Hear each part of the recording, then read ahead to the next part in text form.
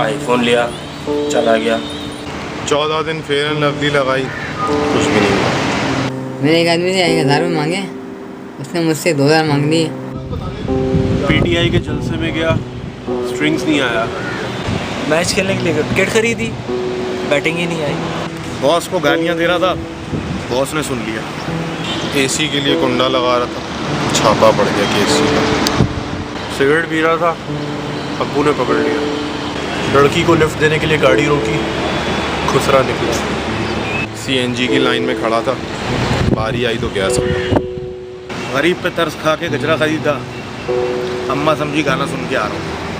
सुबह वॉशरूम गया, पानी नहीं आ रहा था। चैट पे लड़की नंबर देने वाली थी, लाइट चली। इनोसेंट प्रिंसेस को फेसबुक पे ऐड किया, बट साफ निकले। अब पानी आ रहा है, वॉशरूम नहीं आ रहा।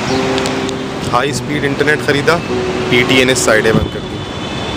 गर्लफ्रेंड को बाइक पे ले जा रहा था, रास्ते में कोई स्पीड ब्रेकर ही नहीं आया। दोस्तों ने डिनर पे बुलाया और इस चाय के ढाबे पे ले आया।